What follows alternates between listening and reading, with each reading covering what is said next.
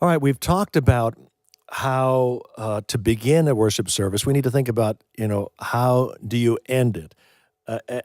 As a worship leader, you always need to be think about what's happening in the service. Are you setting up the offering? Are you setting up for a time of ministry? And a lot of times I'll ask the pastor if they're going to come up for an offering. I said, "Do you want to have an up moment?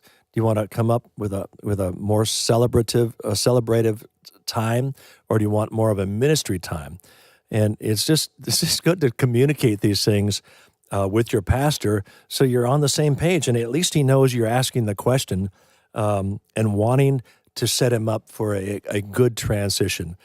If you have in your mind that you're going to go into this really, really deep time of worship, and you're in this awesome moment of worship, and your pastor wants to come up and welcome the people coming for the first time to your church, it's just going to be a little awkward. So it's good to talk about these things. You need to understand that the way a song ends, is going to set a certain mood, and and if you want to remain in that mood, that's fine.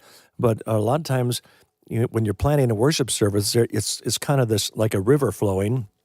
It goes a little faster, a little slower, and as a worship leader, you need to understand these transitions and make them as smooth as possible. I think as Isaiah 62, verse 10 says, "Lift up a standard for the people, clear the stones from the roadway." And that's part of our job as worship leaders. We're trying to say, here's the standard, here's where we're going, and if you can, make the road as smooth as possible. We get on tour buses sometimes, and we go on tour, and we finish a concert, get in the bus, and we're on the road through the night, driving and sleeping in a bunk. And if you have a bad driver, and I've been in this experience, the driver is bad. Just about the time I start falling asleep in this bunk, there's a quick turn or a quick stop, and it's like, oh my gosh, we're crashing, and I wake up, and then I can't get back to sleep. Just about the time I get back to sleep, there's a quick turn, and I think, oh my gosh, driver fell asleep, we're going off the road. And in a sense, as the worship leaders, we need to be good bus drivers. A good bus driver will keep the band sleeping all night long. No fast starts, no fast stops, no sharp curves. He's just steady. And that's the kind of driver you want. And it's the same thing in a worship service. You want to be a good driver, a good bus driver. No fast stops, no getting into this, really deep worship, and then all of a sudden, completely different key.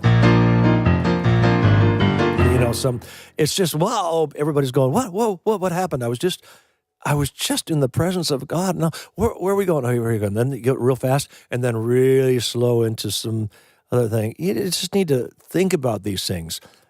Make the transitions as smooth as possible. No quick starts, no quick stops. Just it doesn't have to be. You don't have to be legalistic about this, but just think your song list through. And you know what? It's really good to rehearse your song list with your band. Go through if you have the opportunity to have a Wednesday night rehearsal or a Sunday, morning rehearsal, or a run through before the Sunday morning.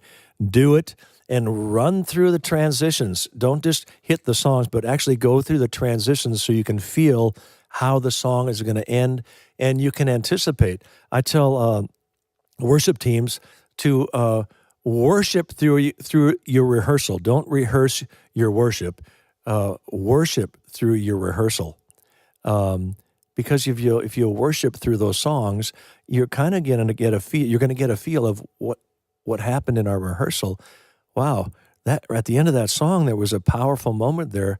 We all felt God's presence. The chances are, when you do that on Sunday morning, it's going to be the same thing. So anticipate those things, but rehearse these moments. Don't be afraid of going through. I know rehearsals can be very anal, and you're trying to get all the chords right and everything. But as a leader, I would encourage your band and your worship team. I know we're trying to get the chords right. I know we're trying to rehearse this, but let's get into an attitude of worship and just do a run through, worship through our set list and see if it works.